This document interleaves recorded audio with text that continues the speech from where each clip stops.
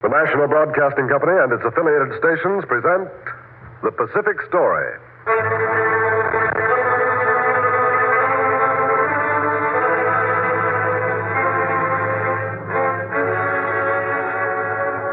In the mounting fury of world conflict, events in the Pacific are taking on ever greater importance. Here is the story of the Pacific and the millions of people who live around this greatest sea. The drama of the peoples whose destiny is at stake in the Pacific War. Here is the tale of the war in the Pacific and its meaning to us and to the generations to come.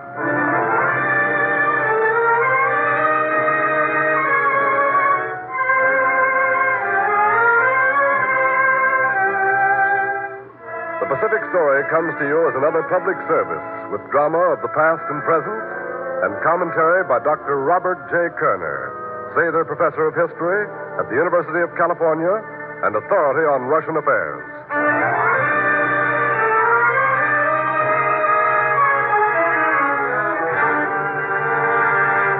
The Amur River.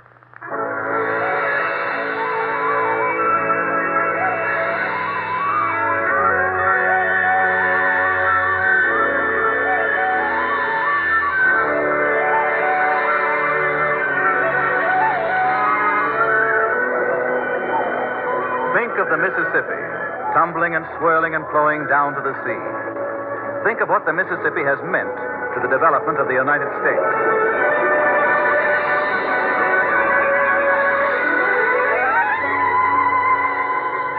What the Mississippi has meant to the Midwest, the Amur River has meant to Soviet Asia and Manchuria. Today it is the boundary between them.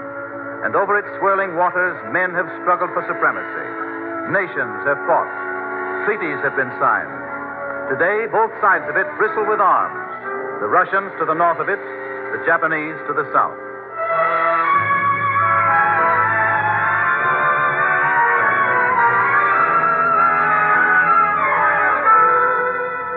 Think of a river 3,000 miles long. That's as long as the distance across the United States. Think of a river navigable for 2,000 miles. That's equivalent in the United States to sailing up Chesapeake Bay and continuing all the way to Kansas City. For centuries, Russia traditionally has had an urge to the sea.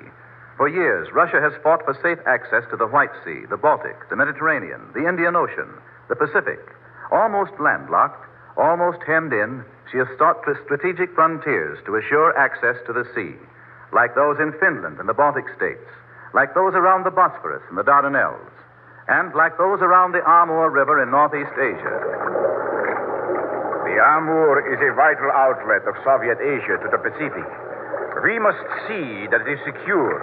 This has been the point of view of the Russians since they pushed eastward along Siberia's network of rivers and portages before the Pilgrims landed in America. They pushed eastward from European Russia toward the Pacific. Along the rivers, they built trading posts, which today are towns and cities. When they arrived at the Pacific, they found they had opposition over the Amur River. You are trespassing on the land of the Manchu Emperor. This is Chinese soil. The territory of the Tsar extends to the banks of the Amur River. Both China and Russia knew that a satisfactory boundary between them would have to be established. Their ministers met to settle the dispute. When the conference was over in 1689, Russia had been forced to withdraw to a line well north of the Amur River. This settlement will prevent war between the Empire of China and the Empire of Russia. But at what price? We could do nothing else. China is too strong. It has deprived us of the use of the Amur River. The Chinese now control both sides of the Amur. It stood like this for more than a century and a half. Then from the Imperial Russian court came an enterprising soldier of fortune, Muravyev. Stop. One at a time. We are isolated here. That is the reason. We are not permitted to go near the Amur River, so we do not know what is happening beyond our own villages. Yes, it is as if we are exiled here. If we could use the river, we could reach the Pacific easily. That's right. It is the Chinese who are preventing us from using the Amur. So it is the Chinese who are preventing us from developing this wonderful country. The Chinese. We must come to a satisfactory settlement of the use of the Amur with the Chinese. That was the start of the negotiations. But 10 years passed. 10 years of bickering and dickering before China ceded Russia the left bank of the Amur. The Chinese withdrew to the south bank of the river. the Russians moved down to its north bank. The Amur became the boundary between Russia and China, and the Russians began to use it as a highway of water.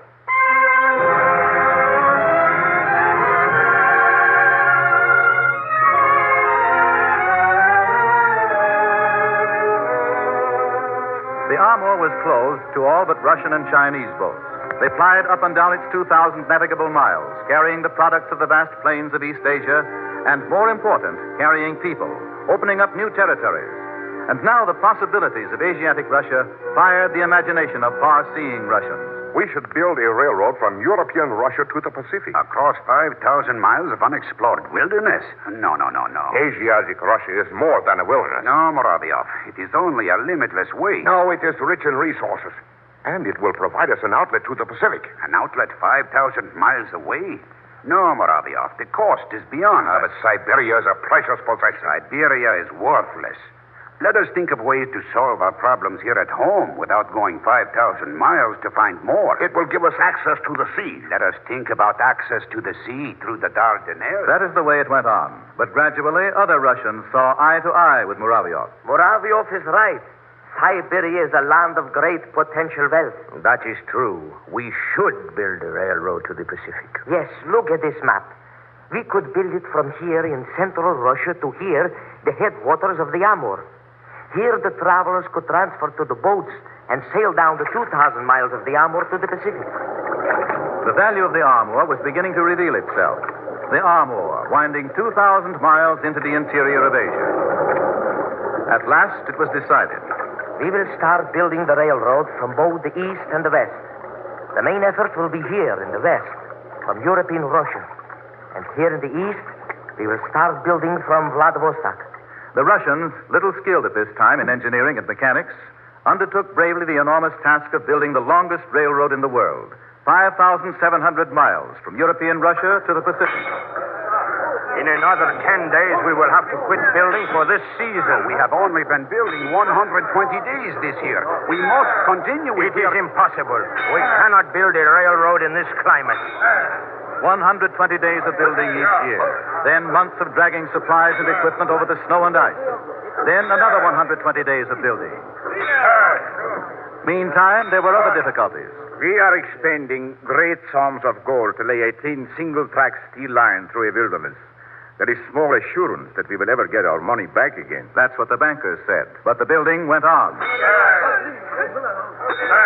After 5 years of work, Irkutsk was reached. Across rivers, over ridges, through tunnels, the building continued. Now it was at Nerchinsk, and from here, travelers could transfer to boats on the Amur. It is like the Pacific reaching up to welcome us. Oh, the Pacific is 2,000 miles away. Miles? It is the same as if the Pacific were right here. We have conquered the miles between the Pacific and Europe. They had reached the headwaters of the Amur with a thin thread of steel from European Russia. But the railroad itself had not yet reached the Pacific. Look at this map. He points to the great bend to the north of the Amur River. If the Trans-Siberian Railroad is to stay in Russian territory, it must run along the north bank of the bend, here. Oh, but if we could save 350 miles, if we could cut straight across this bend. Well, that would be through Chinese territory. Well, perhaps we could make a deal with China. They made the deal with China. The shortcut was built across Manchuria. But now the Trans-Siberian had a link, not under the control of Russia. No, we must build the Trans-Siberian entirely on Russian soil, along the north bank of the Amur. And this at last was done. And the Russians had the longest railroad in the world. For 1,500 miles, it ran along the Amur River. This means that our lifeline to the Pacific runs within a stone's throw of the Amur. At all costs, Russia must retain control of the Amur.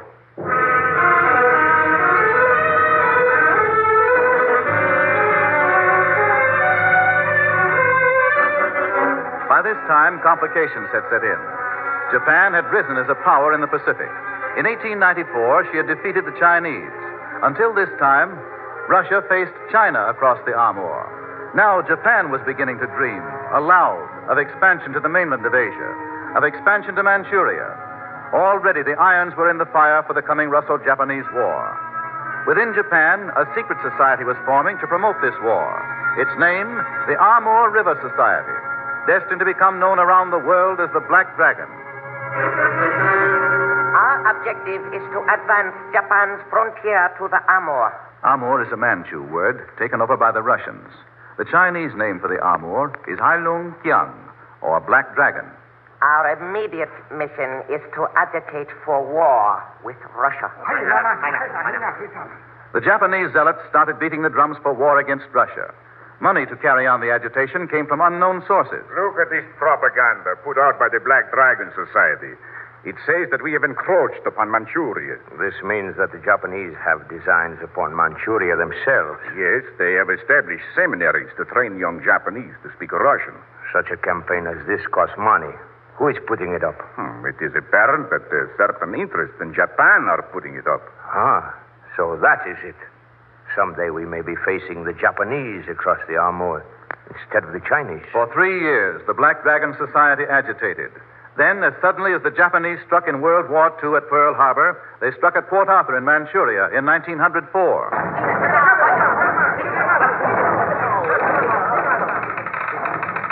Admiral Togo has bottled up Russia's Pacific Fleet at Port Arthur and has paralyzed Russia's Pacific Seaport. The Russians sent their grand fleet from the Baltic Sea halfway around the world to Vladivostok.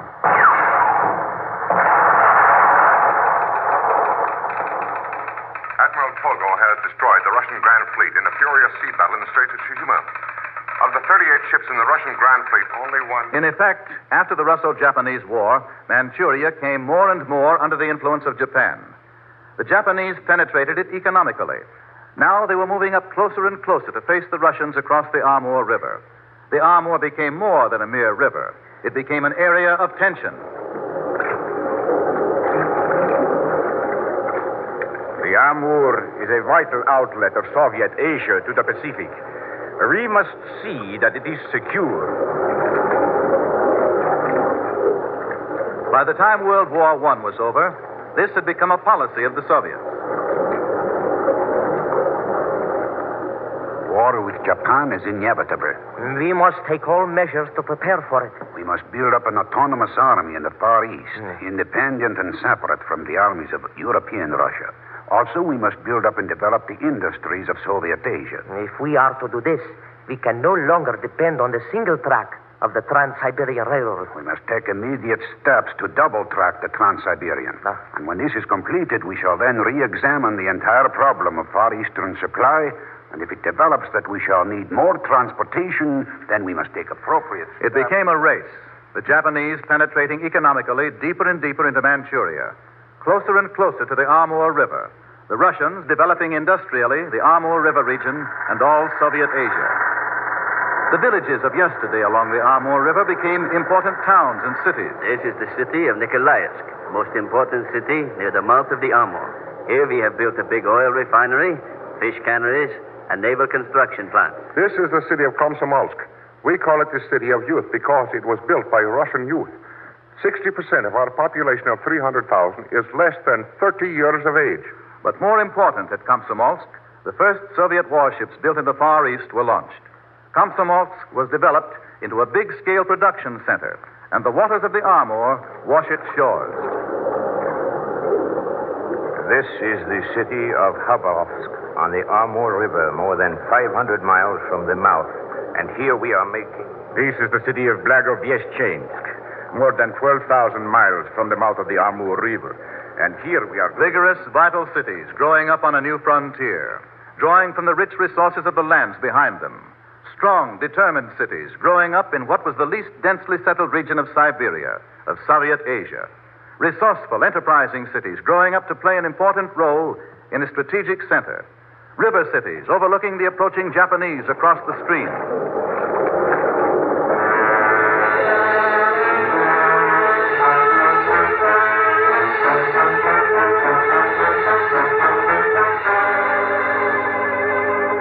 In the dead of night, the Japanese struck Manchuria at Mukden. The world awoke one morning to find that Japan was no longer rattling the saber, but had unsheathed it and was slashing brutally, mercilessly through Manchuria. The Japanese took the strategic centers of Manchuria almost before anyone but they knew what was happening. While the world looked on astonished, they occupied all of Manchuria as they had planned for more than 30 years. They moved up to the Amur River and across its waters, Russia and Japan silently pondered each other.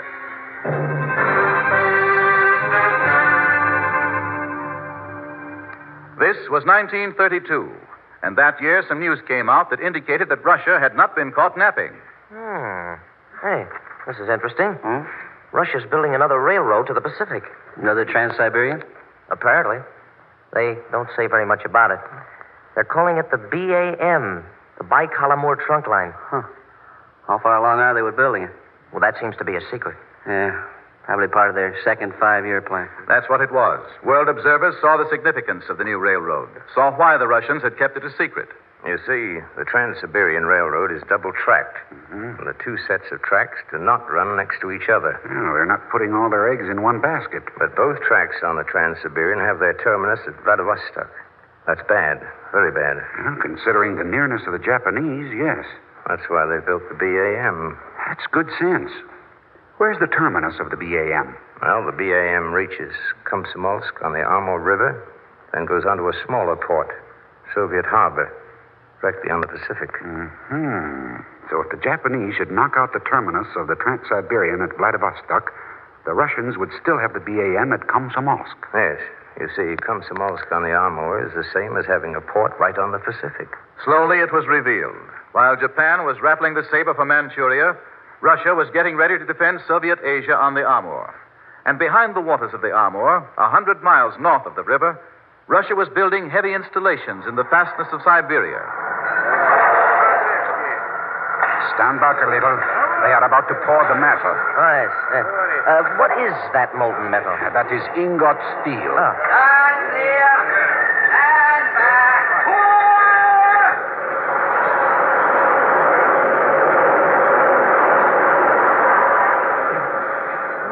What remarkable machinery you have here. It was made in Leningrad and Magnitogorsk and brought all the way out here to the Amur. Thousands and thousands of miles. Distance is not a great factor in an industrial development of this size. No, not when there's the will to do it. To us, it is a matter of being realistic. So we have built coke ovens and open hearth furnaces and all the other facilities of a steel mill. Do you have enough coking coal available here? We have 1 billion tons of coking coal. And we have a railroad spur to bring it directly here to the steel mills on the Amur.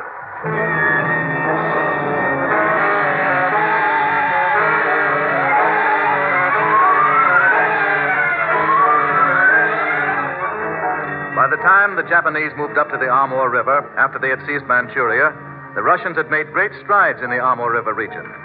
The Japanese flanked Soviet Asia's maritime provinces, placed themselves in a position to strike directly eastward and cut off Vladivostok. But Soviet Russia was growing in strength, and across the Amur River, the Russians and the Japanese glowered at each other.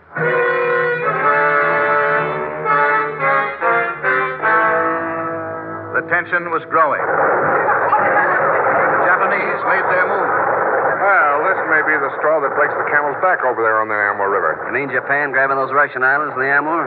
Yeah, near Blagoveshchensk. Yeah. What do you think the Russians are going to do about it? Nothing right now. They're too busy with their purge. The rattling of the Japanese saber was getting louder again. A month after they seized the Russian islands in the Amur, the Japanese struck the Chinese at the Marco Polo Bridge. From Manchuria, the Japanese struck down into China, while other Japanese forces faced the Russians across the Amur. Looks like Russia ought to come to China's rescue, if only for her own sake. Russia can't do that right now. Remember, Japan has joined with Germany in the Anti-Comintern Pact.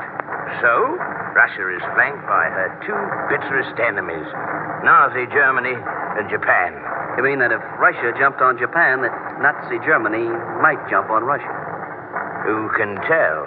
But beyond the Amur, the Russians went on developing their industries. Japan was carrying on a war, a costly war against China, a war that Japan had not contemplated would take so long or cost so much. Russian sentries looked across the river to the Japanese sentries. In 1938, severe fighting has broken out between the Japanese and the Russians at Changkufang Hill, near the eastern Siberian border. Reports from the scene of the outbreak indicate the Russians are inflicting heavy losses upon the Japanese. And the next year, fateful 1939, still worse fighting broke out between the Japanese and the Russians at Nomonhan. You see, Russia can take a stronger position against Japan now because Russia and Nazi Germany are moving toward a non-aggression pact. That was confidential information. And when the non-aggression pact was signed, precipitating the war in Europe, Russia then could turn with greater strength and greater confidence toward the Japanese across the Amur. The friction increased, but America continued to go to the Amur River region for business. But not until Pearl Harbor did Americans see the vital and strategic importance of this region to them. Are you thinking of the Amur River region in terms of air bases against the Japanese? Not only that. That region has become a center of agriculture and industrial development. But that's likely to diminish after the war. It is more likely that it will develop more. It is likely to play an important role in the rehabilitation of the post-war world. European Russia will need its grain, its coal, its lumber. And we of America must regard the Amur River region as one of the most important developments of this century. We must regard it as part of the new world that is growing up around the Pacific.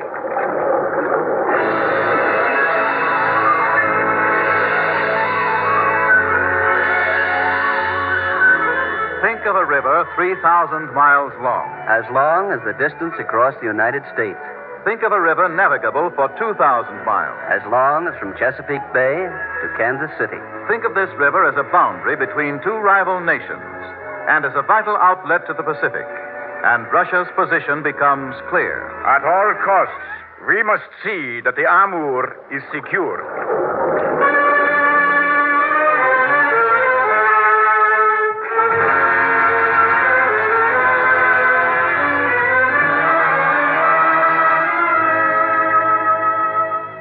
The Amur, the world's sixth longest river, the natural barrier between Soviet Asia and Manchuria, washes the dark mud from the Siberian plains and the pine forests down to the sea.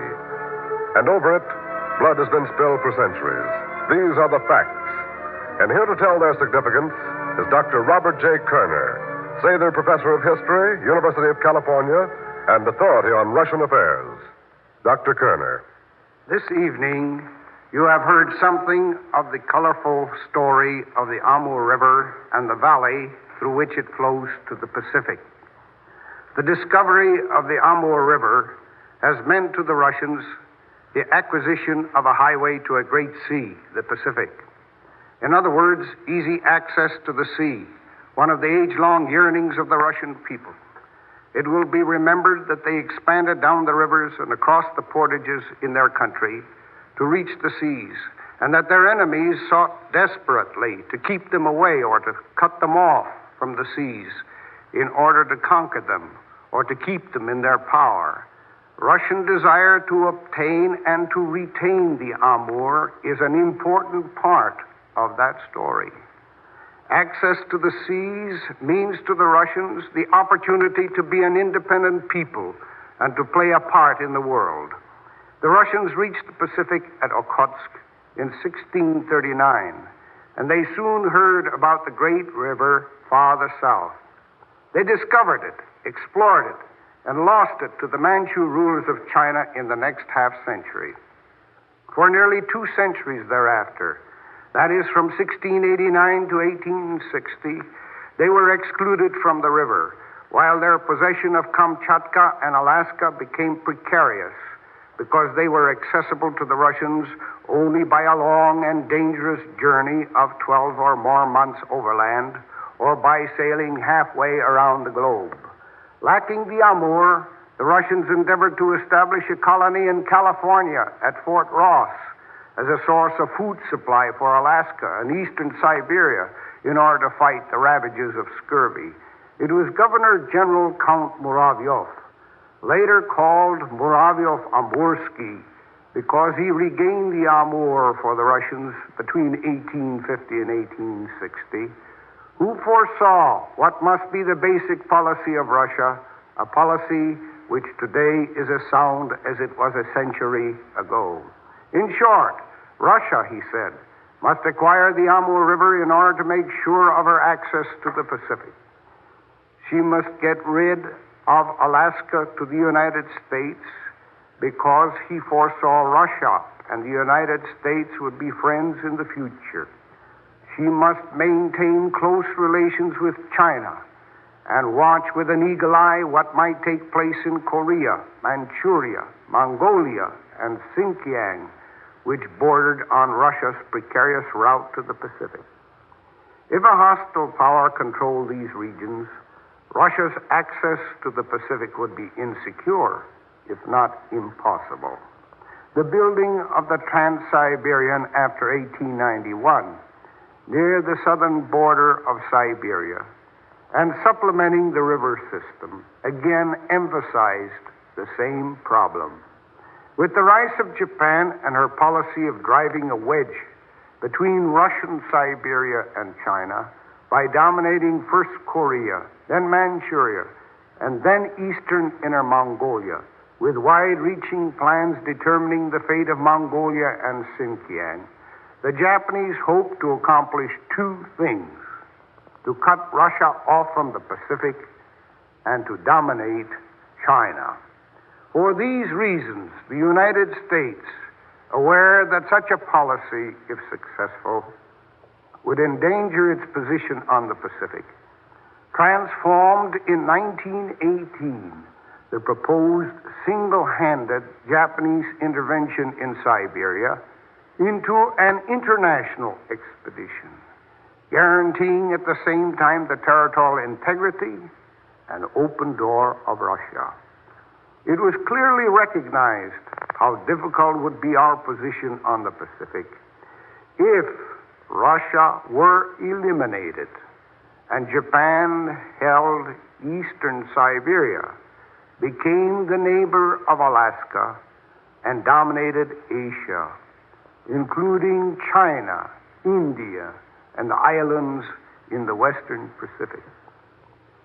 The Soviet Union realized the significance of the Amur and its basin, and strenuously began to develop it as a great agricultural industrial base for independent or autonomous military, naval, and air forces, which were to make sure eastern Siberia would not be lost in any future conflict.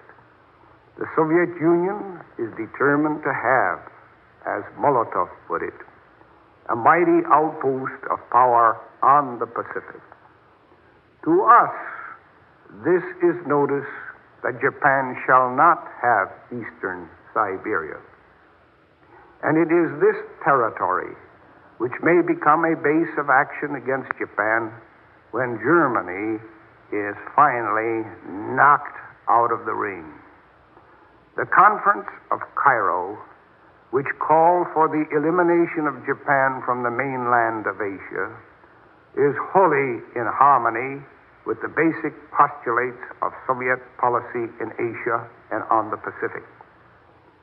The story of the Amur touches Russians deeply. It also has great significance for us Americans. Thank you, Dr. Robert J. Kerner.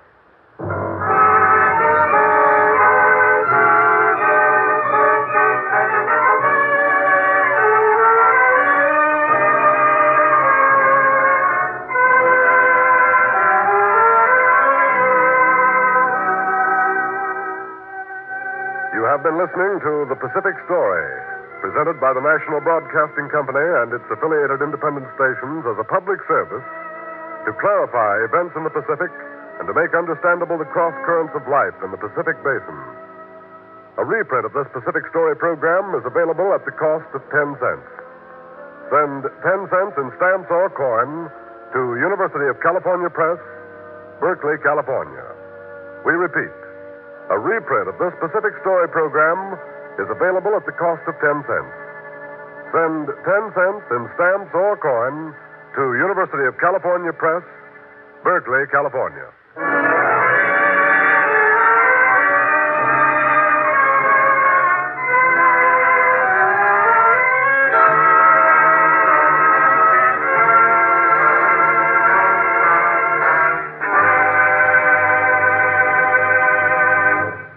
The Pacific Story is written and directed by Arnold Marquis. The original musical score was composed and conducted by Thomas Peluso. Your narrator, Gayne Whitman. This program came to you from Hollywood. This is the National Broadcasting Company.